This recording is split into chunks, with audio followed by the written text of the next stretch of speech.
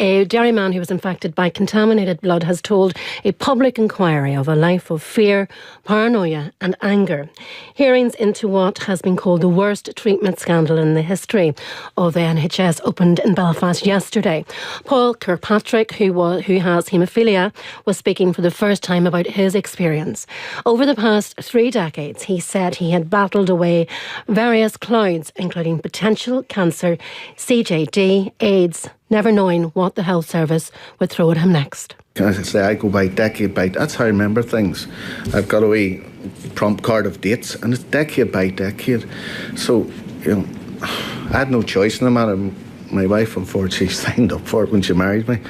So it's difficult. We both have to manage. It messes with your head. Des Collins is a senior partner at Collins Solicitors. Good morning, Des. Good morning. Well, you've been listening there, Des, to Paul Kirkpatrick. He's just one person affected. You're representing hundreds, no doubt, with similar stories to Paul. That's right. I mean, it's the greatest, was said to be the greatest tragedy in the national history of the National Health Service, and I think that's an accurate summary of it. It's a tragedy which has gone on now for 30 or 40 years, and that no one has really been prepared to accept or investigate or understand as to why it could have happened. And how are the people that you represent feeling while this is ongoing, this inquiry? There's a sense of fulfilment insofar as the inquiry is now actually hearing evidence and people are being allowed to speak and explain how they have felt for the last 30 or 40 years.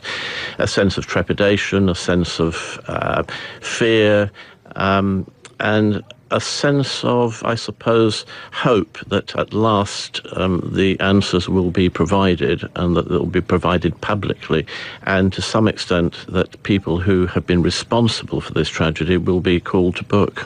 And what would be the best possible outcome? I mean, how could you ever compensate someone like Paul Kirkpatrick who has suffered so much through no fault of his own?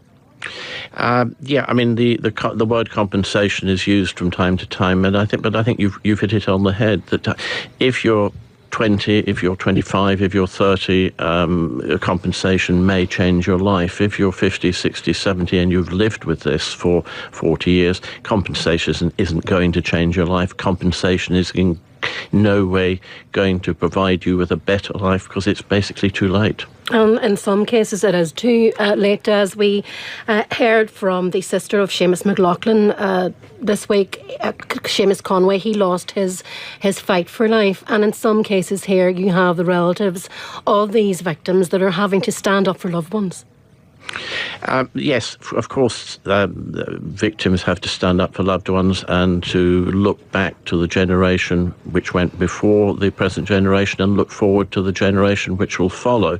And it's been said before that this is a debt which they owe to the last generation and an obligation which they owe to the next generation, because they will carry on fighting and make sure that this is resolved one way or another this time. Such a difficult time for people, and you represent, as I said, over 1,000 victims of this scandal. Could there be many more?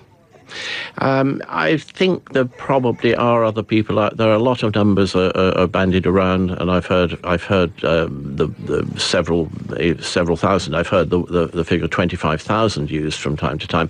I think that's inaccurate, but there are certainly more people out there who have not come forward at this point, and I think it's important that now that the inquiry is hearing evidence, that those people, insofar as they feel able to, and that's a very important factor, but insofar as they feel able to, contact the inquiry and have their stories told, because the chair to the inquiry said yesterday that he is very anxious that as many people come forward and tell their stories as possible. And why wouldn't people come forward?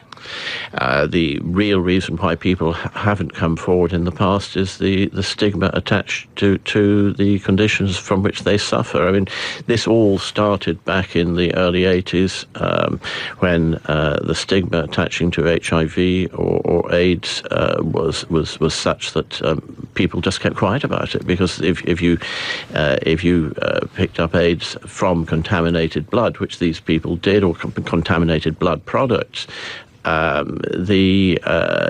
If your neighbours found out, they would stigmatise you, and particularly if your children, you had children at school, then the children would be ostracised. So there was a climate of secrecy, and that climate of secrecy is distilled to some extent. Now, we've got any number of clients who say, no, I don't want anyone to know I've got it. I'll tell you, you're our lawyers, do what you can, but do not tell anyone. So a lot of people just won't come forward. And for those people who have now come forward and give that evidence to the inquiry, they are incredibly brave. There is still a stigma attaching to these conditions. And therefore, what has happened to some of these people has compounded by the psychological aspect of this.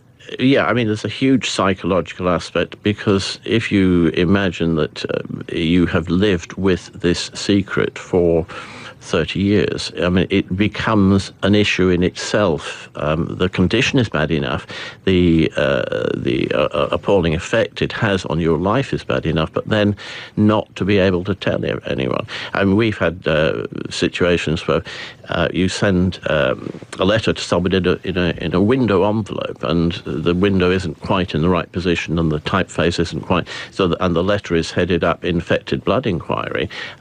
Quite understandably, the people who receive something like that will say, no, that can't be right, because the postman will have seen infected blood inquiry. He will tell someone, and I'm terrified that someone else, everyone in the street will become aware of what the condition I've got, and I don't want that. You've just taken a word there, Des, that I was thinking it must be terrifying for people who are affected by this. It is. It's a terrifying condition from which to suffer, because it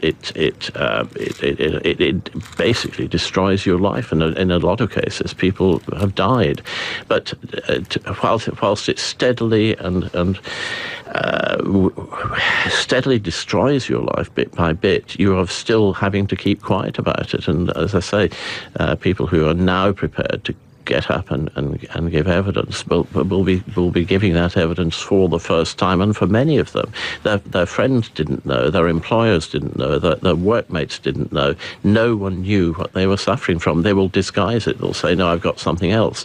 They won't and can't very often admit to the condition from which they suffer. Well, listen, thank you so much for speaking to us this morning. Des Collins there, a senior partner at Collins Solicitors, who represent more than 1,000 of these victims.